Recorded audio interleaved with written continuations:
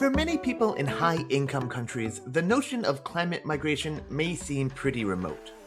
If your day-to-day life is not connected to the natural environment, it might seem unlikely that climate change could undermine your livelihood.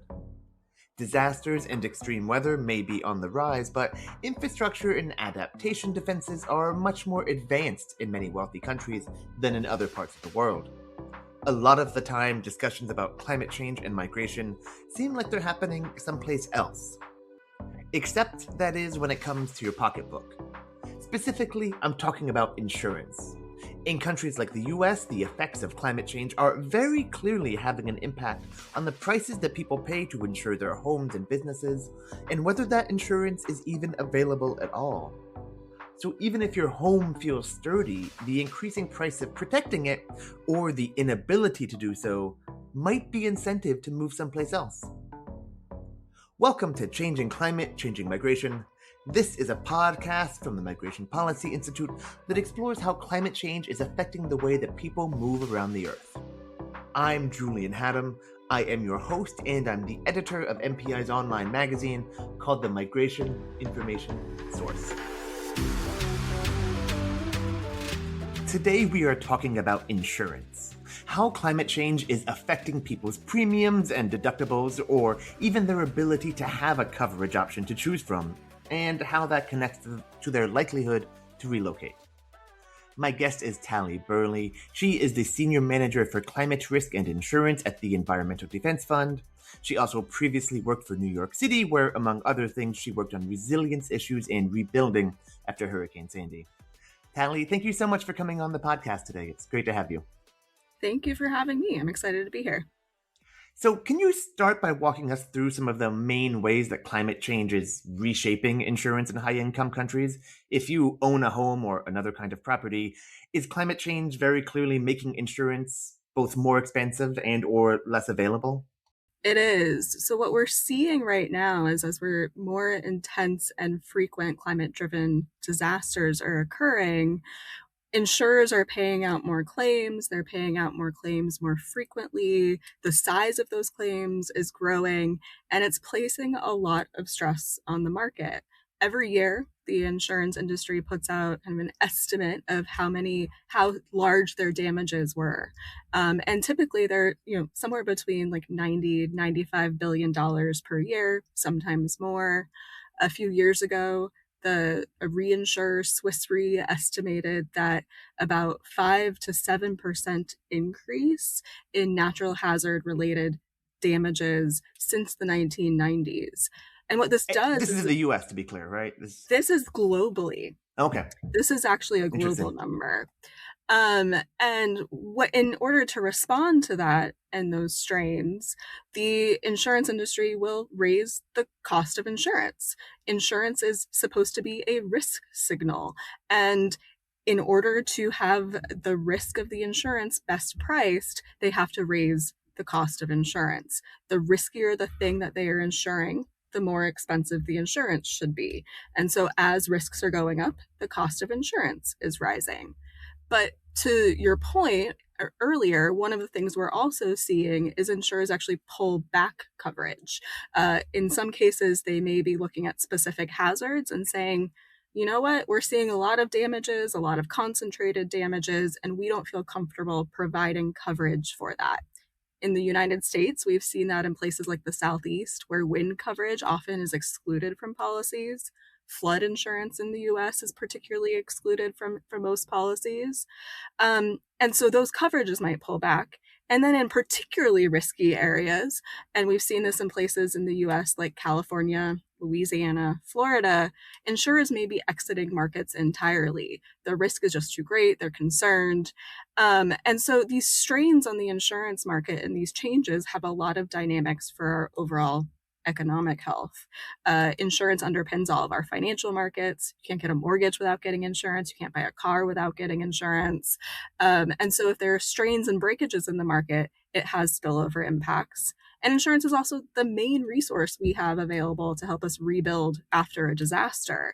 And so if we can't find insurance that is affordable to us, or we can't get coverage at all, that leaves us vulnerable, having to either try and pay out of pocket, defer other important expenses, rely on federal disaster assistance, which is often slow, doesn't always cover all of the needs. So there are lots of different ways that insurance in the midst of the changing climate is further straining household budgets, finances, and our overall kind of global economy as well. That is a great rundown. And you mentioned like 5 points that I want to get to throughout the course of this conversation. But first, you talked about a little bit about different kinds of hazards and that are increasingly insurable or not. Wind, floods. In some places where that's happening, especially in the Southeast, California, in the US. Can you talk a little bit more about that? Are there certain areas and or certain risks that are particularly expensive and therefore increase insurance costs and or lack of availability a lot? And to what extent is this a response to natural disasters, things like hurricanes, wildfires, versus slower onset impacts like sea level rise? Or I don't know, does that impact insurance markets at all as well? It's largely, in my view, these large catastrophic disasters and the fact that we're seeing more of those more frequently as opposed to smaller scale events. The types of hazards where we're seeing a lot of concern right now, you know, wildfire in particular is one. And a lot of the hazards that are causing concern are ones that aren't well understood and where they're really unpredictable. It's really hard to track and know exactly how a specific event is going to unfold. That's part of how we ended up with a national flood insurance program to begin with. There was a lot of concern from the private market that floods were really hard to predict, really widespread. And so those are sort of the determinants. But right now, we're just seeing so much change so quickly and so much growing risk that combination of factors is part of what's driving the concern with insurability, coupled with all of the other economic factors. We have inflation, we have construction supplies. These are all things that also influence insurance costs. And so we have these compounding challenges that in addition to climate change. So our focus on this podcast is upon the nexus between climate change and human movement. Can we clearly draw a connection between these insurance issues and human mobility? I mean, are there significant numbers of people for whom these issues are unsustainable and therefore they are pressured to move to a place where insurance is either more widely available or cheaper? At this point, it's somewhere between we don't know yet and there isn't really a lot of evidence. And I say that to say there's a lot of anecdotal research and surveys and conversations that are pointing to a lot more people are talking about insurance. I saw a statistic from somewhere that was like 70% of people are now thinking about insurance when they go to buy a home and the cost of that insurance. But is that the driver that is making them change decisions about where they live, or is one of many factors? I think we're still seeing people make choices about their housing decisions that are driven based on school districts and commute times and all of the other amenities and costs that weigh into housing choice. Disaggregating insurance as a part of that is really, really difficult. I have a colleague at EDF who is doing some research on the intersection of mortgage markets and insurance and into mortgage delinquencies, trying to see if there was any sort of correlation or causation between rising insurance or lack of insurance and mortgage delinquencies or people choosing to relocate. And the data just isn't robust enough yet. There isn't a lot of really granular data to really drive into those specific connections. So we think it might be happening, but the research just isn't there yet. Yeah. All right. But also I want to talk about people who cannot move or do not move. I mean, is there a risk, or is this already a reality of, a large number of people who, whether or not they can move or do move, like are stuck and basically trapped in a climate threatened place. Meanwhile, they are having to pay higher and higher costs to be able to do so, or else they kind of go without insurance and risk everything. Risk losing everything if in the event that a disaster strikes. You talked about this a little bit at the top, I guess, but can you go into that a bit more detail? That seems like it creates kind of a serious equity issue, right? Where some of the poorest people are left in the most dangerous, least insurable places. There are certainly a lot of equity issues when we look at rising insurance costs. I think that there are kind of different permutations of what we think might happen as insurance costs rise that may impact different populations in different locations and with different resources differently. One of those is to the point that you're making of as costs rise, as insurance costs become more expensive, it's further straining already strained budgets of people living paycheck to paycheck. And they don't necessarily have savings that are going to allow them to move and relocate. And so they're stuck. And if they don't have the resources to move or relocate, they also don't have the resources to harden their home and help to adapt their community. And so that risk is really prevalent. They may continue to pay really high insurance costs, or they may just get rid of their insurance policy altogether and be very, very, very vulnerable when the next disaster happens. What we also hear happens is that as costs rise, people feel like they're being forced to move. Their insurance costs are going up. And so they're making decisions to say, my only option is to relocate. Kind of in the same way that as rents go up, people feel like they're being outpriced of their apartment or of their housing unit, they start to move. What we don't know in those situations is, are people spending all of their savings to be able to make that move and then again are left with few resources to adapt? I think in both cases you have households that are particularly stuck and without a lot of support or options in where they live, and they have a lot of acute risk. Wealthier communities potentially have the option to adapt in place, to self-insure, to more frequently cover damages on their own, absent of insurance. And I think these are all things that probably are happening collectively as we see climate change occur. What we know from post-disaster work, getting back to the entrapment issue, though, is a lot of households who have experienced chronic climate stressors and shocks might be interested, particularly after a disaster, in moving, but feel like they do not have the financial resources to find another home that keeps them connected to their community and that is affordable to them and meets their needs. And so it's definitely a concern, but I think kind of all of these situations are concerns and equity issues that have different implications that we need to be thinking about in the context of mobility, insurance, and adaptation more broadly. Just to your last point, I mean, a recurring theme on this podcast is that people do not want to move for the social and historical and personal and a cajillion other reasons that you just mentioned, right? People like their home. It's their home. It's a very powerful thing. I hear the term blue lining sometimes used in this context as a sort of update of the race-based housing discrimination policies or set of policies known as redlining. Can you very briefly just explain what blue lining is? I mean, is that some of the things that you were just talking about? I haven't really used the term blue lining very often. To me, this sort of falls into the space of climate gentrification in a lot of ways. I think there's an aspect of sort of the previous redlining systems that kind of come in when people are stuck or they don't have access to resources to adapt. But it sort of feels like a gentrification issue in my lens, which isn't to say it's not blue lining. It's just not a term that I use as consistently, though I've heard people talk about it.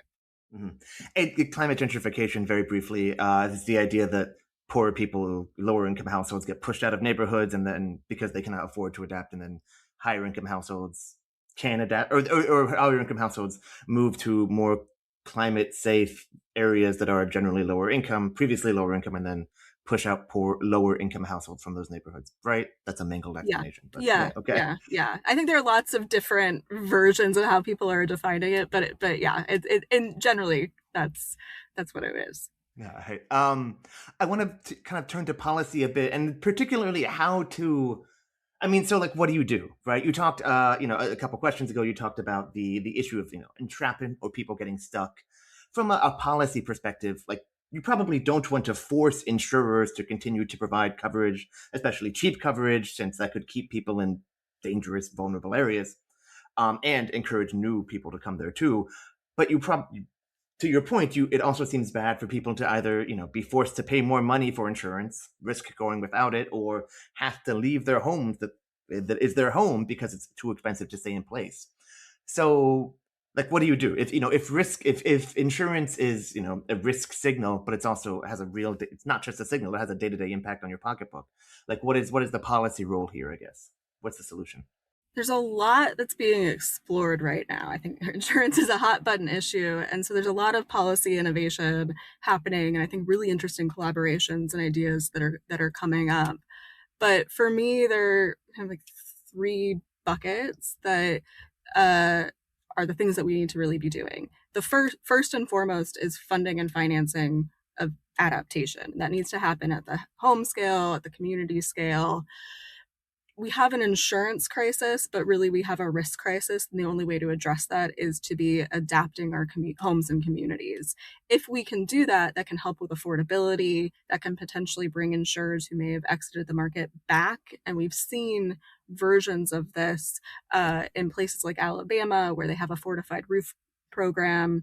This is a strong roof that'll stay on during hurricanes, really reducing the amount of damages. This is something insurers are excited about. The state investing in that has helped to potentially stabilize their insurance market and allow insurers to continue staying. Meanwhile, we've seen other strains in neighboring southeastern states. Communities like Paradise in California, which was devastated by a wildfire a number of years ago, investing in adaptation and working very closely with the insurance sector has ultimately brought insurers back to an area where it wasn't being offered anymore. And so investment in adaptation is like first and foremost the thing that we need to be doing. And without investment in adaptation, we're kind of putting a Band-Aid and kicking the can down the road. The second piece of this is really thinking about our building codes and our land use, which is a bit of investing in adaptation, but this is thinking about all of the new homes that are going to be built. We need to make sure that we're building them and putting them in places that aren't as risky and designed in a way that they're going to be safer into the future. That way we're avoiding a repeated cycle of the insurance issues that we're seeing in existing communities. And then the third piece of this to me comes down to recognizing the needs of households, particularly vulnerable households, and thinking about policy and adaptation as a wraparound service. That means providing case management, financial counseling, legal counseling to help people navigate what is like a really complex series of decision making, a lot of resources they might not have, and coupling that with things like down payment assistance and covering moving expenses so that they can actually relocate and do so with dignity in a way that's stabilizing their existing housing, but also allowing them to have an improved quality of life and not a further downward spiral because they're stuck in place or they're stuck feeling like it's risky. I think you mentioned earlier on the U.S. National Flood Insurance Program, which to me kind of reads as a lesson in sort of unintended consequences. Can you provide like a super incredibly brief overview of the U.S. National Flood Insurance Program, at least kind of historical, why it came about, and why it and programs like that might ultimately artificially incentivize people to live in vulnerable, dangerous areas, if that's not... Yeah. So the vast majority of flood insurance in the United States is provided through the National Flood Insurance Program, NFIP. It exists because private insurers pulled out of the flood insurance game in the early 20th century. There were a lot of catastrophic floods in the 1920s, 1930s, particularly along the Mississippi River. One actually wiped out like half of GDP. I mean, like really sizable events. Oh, wow. And insurers said to themselves, again, this is too risky, it's too widespread, it's too unpredictable, we're not going to provide coverage. And for about 30 to 40 years, the only way that people had any sort of financial assistance to help them rebuild after a flood was through federal disaster assistance. It's effectively ad hoc federal disaster assistance every time that there was a flood. And that was the only way that people were able to get financial support. So the NFIP was created to fill that void, and that is why it exists. There are properties where it's required if you have a mortgage in a high-risk floodplain in the United States. It's also a bit of a unicorn program because it's not just insurance, it's also a mapping program. It is the baseline for a lot of our flood maps in the United States. It sets the minimum building code and floodplain management land use standards that communities need to adopt. It provides mitigation grants to help people reduce flood risk. So it's kind of doing the things that we need to do, but it is not a perfect program. We've learned a lot about flooding and flood risk since NFIP was created. There have been a lot of calls over the years to modernize the NFIP, to think about affordability programs for the most vulnerable who are never going to be able to afford an insurance policy on their own, to update the flood maps, to change floodplain management standards. When the program was created, the pricing of insurance was done in a way that I think gets to your question about the unintended consequences. A lot of NFIP prices were originally artificially low. They weren't risk-based. And so you could get a fairly affordable flood insurance policy in a high-risk flood zone, high-risk flood zone. And that's one of the main criticisms that the program had for a number of years. That has begun to change over the last 10 to 15 years. A lot of those subsidies have gone away, and NFIP is moving to a risk-based pricing model that's much more in line with the private sector. And so I think we'll start to see flood insurance prices better reflect actual flood risk. Floodplain management standards haven't necessarily been updated to reflect growing risk and what we know about flooding today. And communities may or may not necessarily be adopting higher standards to better reflect how that risk has changed. And so the other unintended consequence is you might be building in a risky area, partly because the underlying information that you're using is outdated. And so these are kind of the trade-offs. I think the piece of this that I get a little bit nervous about when we critique the NFIP, and it certainly needs a lot of changes to it. And EDF, we are at the table advocating for some of those changes. Is we also can't forget the value of flood insurance and the fact that a lot of the homes and buildings that are in the floodplain predate the NFIP. These are homes that have existed for over a century at this point. People have been living in them and they're going to continue to live in them. And so we have to make sure that we're thinking about those individuals as well and their financial needs, and of which insurance plays an important role. And we can kind of do all of these things. It's hard to balance, though, affordability and reducing risk and insurance. Those two things, they're difficult conversations. Yeah. That's great. Thank you very much. And that's very good caveats as well. We've been mostly talking about the U.S., but you started out talking about some global numbers, about $95 billion a year in disasters caused. And I want to make sure that we continue to have a global perspective too here. I guess, to what extent is this dynamic unique to the U.S., these insurance issues, or are they truly global, especially across high-income countries? So my work has largely focused in the U.S. What I will say is that regardless of the room that I'm in and the people I'm talking to, a lot of these are the questions that everyone's asking. Everyone's asking questions about insurance and insurability. They're asking questions about the impacts that that's going to have on housing and where people live and whether or not they relocate. The research question that I'm actually interested in, that I don't think anyone has done yet, and if they have, I would like to see it, is a deeper comparative analysis across countries of how these dynamics are playing out, specifically as it relates to mobility and migration outside of a post-disaster context. A lot of research exists on what disasters do to influence people's willingness or eagerness to relocate out of risky areas. But we don't have as much on those kind of climate stressors and how that might play differently from country to country, where governance structures are different, where funding structures are different, where social welfare programs look different, and how those things might influence some of these dynamics. So that's research I would like to see to kind of better understand the global landscape. Dear listener, if that's you, give us a holler, let us know, and get in touch. Love to hear about your work. We're running out of time, but I guess I want to close with a question about recovery and what we do after disaster strikes. As I mentioned at the top, you used to work for the New York City Mayor's office, and among other things, you helped with the city's recovery after Hurricane Sandy, which, for those who might not remember, was a big hurricane back in 2012, did something like $19 billion of damage in the city, inundated something like 90,000 buildings.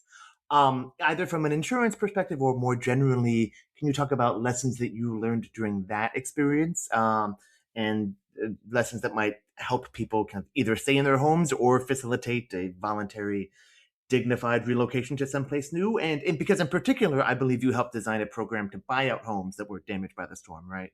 You can talk about your lessons there and whether people tended to leave or go, or long-term consequences. Yeah. A lot of the lessons, there's a lot that we learned in New York City after Hurricane Sandy. Like any community that's been through a big disaster, there's always a learning moment. And for us at the climate resilience space, that was the learning moment. Most of our learnings and most of our groundings really come back to the need to take a human-centered approach to disaster recovery and climate resilience. And that means focusing not just on the infrastructure that needs to be updated and the work that needs to be done in the home or giving somebody a paycheck, but those wraparound services that I was talking about before, helping people navigate really complex systems, environments, so that they actually feel like they have a decision and a choice about what they want to do. They don't feel trapped. They don't feel like they're being forced to do something that they're not ready for.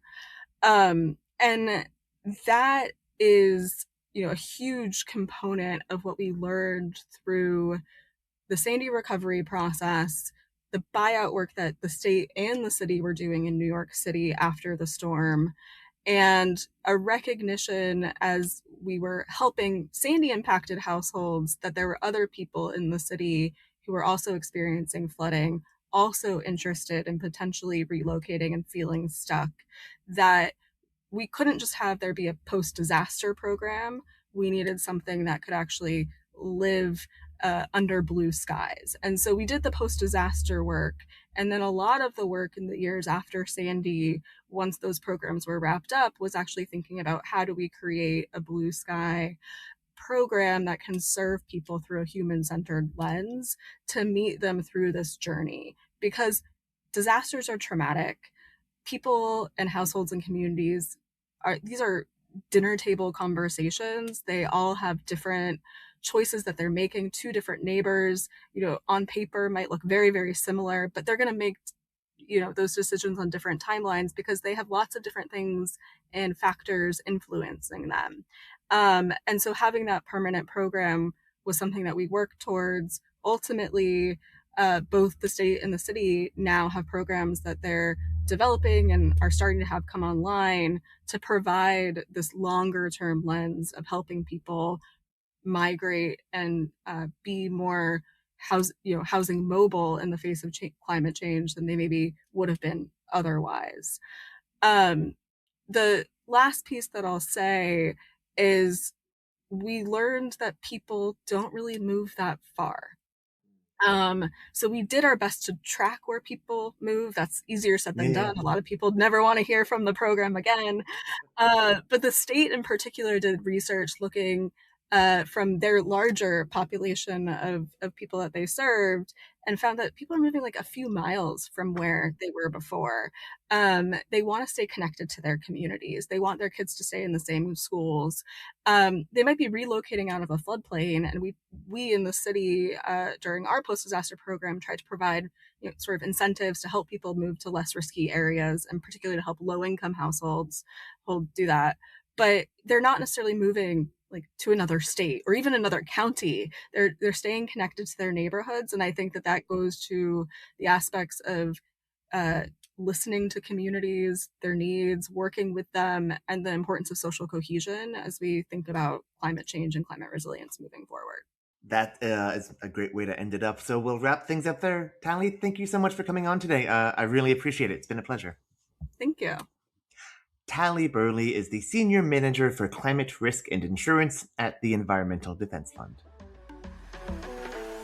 Thank you for tuning in to Changing Climate, Changing Migration. Make sure that you have subscribed on Apple, Spotify, YouTube, or wherever you get your podcasts. Please also leave us a review, which makes it easier for other people to find us. If you want to look through our archives, you can find every single episode of this and other MPI podcasts online at migrationpolicy.org/podcasts. While you're there, subscribe to our free migration information source newsletter. It comes out twice a month and offers accessible analysis and useful data on migration worldwide.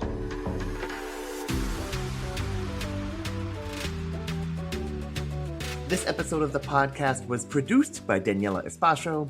Editorial oversight came from Michelle Middlestat, and additional assistant from Lisa Dixon. Our theme music is Touch by Patrick Petrikios. My name is Julian Haddam.